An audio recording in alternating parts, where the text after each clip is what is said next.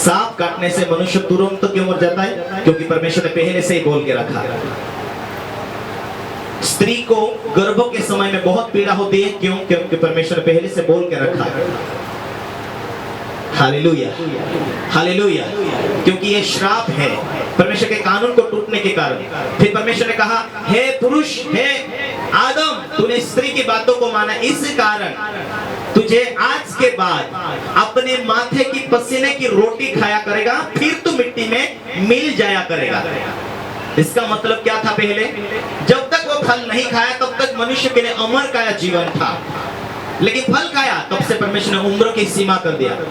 परमेश्वर को दुनिया पब्लिक बढ़ानी थी, लेकिन जैसे पाप बढ़ते गए मनुष्य की उम्र कम होती गई। पहला व्यक्ति कितना वर्ष जिया था? वो आदम 930 साल तक। लेकिन जैसे जैसे पाप दुनिया बढ़ते गए, फिर 800, 850, फिर 700, 750, फिर 600, 300, 400, 150, ऐसे करते करते फिर परमेश्वर ने कहा, मनुष्य ही है, मनुष्य बार बार गलतियां करता है, इसीलिए मनुष्य के साथ मेरी आत्मा कब तक समझौता करती रहेगी, इसलिए मनुष्य को मैं 120 का उम्र देता हूं। हालेलुया। और आज मनुष्य उतना भी नहीं पहुंच पा रहे। क्या कारण? पाप बढ़ने के कारण। हालेलुया। परमेश्वर ने कहा, हे स्त्री, तेरी गर्भों की पीड़ा बढ़ा दिया जाएगी। तूने फल खाया, तूने मेरी बातों को नहीं माना, तूने शैतान की बातों को माना। शैतान को कहा, तू पेट के बल चला करेगा, मिट्टी चटा करेगा। Hallelujah, hallelujah. क्या आज भी वो श्राप जिंदे हैं? क्या परमेश्वर उन श्रापों से छुड़ाने के लिए यीशु मसीह बनकर आया? क्या परमेश्वर हम सबसे इतना प्यार किया? उन सारे श्रापों से छुटकारा देने के लिए परमेश्वर दुनिया में यीशु बनकर आया। उसने कीमत चुकाने के लिए स्वर्ग छोड़कर मनुष्य बनकर आया, क्रूस के ऊपर बलिदान हुआ, हमारे पापों को मिटाने के लिए उसने लहू बहाया, उसने जान दे दिया। और ये बाइबल हमें कहती है कि परमेश्वर ने अपना प्राण देकर हमें मोल ले लिया। परमेश्वर ने अपना इकलौते पुत्र को देकर हमें मोल ले लिया। Hallelujah, hallelujah.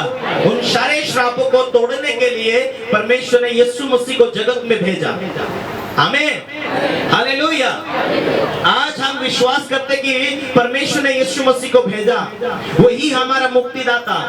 कौन सी मुक्ति देने के लिए? उन शैतानी शक्तियों से आजाद करने के लिए, उन श्रापों से आजाद करने के लिए। मैंने ऐसे परिवार को देखा, ऐसे लोगों के लिए मैंने प्रार्थना किया, जब वो विश्वास में आए, जब उसने मसीह को मुक्तिदाता के रूप में ग्रहण किया। पहले जब वो विश्वास में नहीं थे, बाइबल ये कहती कि सारा संसार दुष्ट के वंश में पड़ा है, लेकिन जिस दिन से तुम मसीह में आए, तुम उस दिन से मसीह में नई सृष्टि हो चुके। अब जब तक हम पापों में थे, उसे मानना, उसे अंगीकार करना कि आज तक मैं संसार में था, मैं अंधकार की शक्तियों में था, लेकिन मैं विश्वास में आया हूं। प्रभु ने उस सारी कीमत को चुकाने के लिए मेरे लिए जान दिया है। अब मुझे श्राप में रहने की जरूरत नहीं, अब मैं आजाद हो चुकी हूं, आजाद हो चुका हूं। हालेलुया। क्यों? क्योंकि प्रभु ने मेरे लिए कीमत चुका दिया वापस। आप मैं परमेश्वर के राज्य में हूं, आप मैं मसीह में नई सृष्टि हूं। आप श्राप मेरे ऊपर प्रभुता नहीं कर सकते। क्या श्राप काम करते हैं? हाँ, वो बिल्कुल काम करते हैं। हालेलुया। क्या विश्वास में आने के बाद में भी स्त्रियों को गर्भ की पीड़ा हो रही है? क्यों? क्योंकि उन श्रापों को उन्होंने अंगीकार नहीं किया, उन श्रापों को उन्होंने मुंह से, शब्द से डांटा नहीं, उन श्रापों को उन्होंने अपने ऊपर से शैतान के वैदिक अधिकार को तोड़ा नहीं। बहुत सारे लोग सोचते हैं कि हम तो, प्रभु ने हमारे लिए गलती की किताब में लिखा है, वो हमारे लिए श्रापित बना, हमें मोल तो ले लिया, लेकिन क्या हम अंगीकार करते हैं? क्या हम उन श्रापों को, शैतान के वैदिक अधिकार को तोड़ दिया? लोग विश्वास में आने के बाद में पेट और दर्द हो रहा है, गर्भ की पीड़ा हो रही, इसका मतलब कुछ ना कुछ अभी श्राप बाकी है। सांप काटने से दर्द हो रहा और सांप का जहर तुम नहीं उतार रहे, इसका मतलब अभी तक तुमने उस अधिकार को नहीं जाना। कुछ न कुछ श्राप होने के कारण। क्योंकि यीशु मसीह ने जिस दिन जो परमेश्वर के मुंह से निकले हुए शब्दों को कहा, स्त्री को, वंश को उसने कहा, जब भी स्त्री को, वंश को, एड़ी को डसेगा सांप तो वो मर जाएगा। अभी यदि विश्वास में तुम आए तो शाप काटने से नहीं मरना चाहिए, क्योंकि मार्कुस 16:17 में लिखा है कि प्रभु ने यीशु मसीह को दुनिया में भेजा है और परमेश्वर का वचन में लिखा है कि परमेश्वर ने विश्वास करने वालों को चिन्ह दिया, मेरे नाम से, यीशु के नाम से दुष्टात्मा को निकालेंगे, सांप कटे हुए लोगों के लिए प्रार्थना करेंगे, चंगे हो जाएंगे। इसलिए बाइबल ये कहती है मेरा धर्मी जन विश्वास से जीवित रहेगा।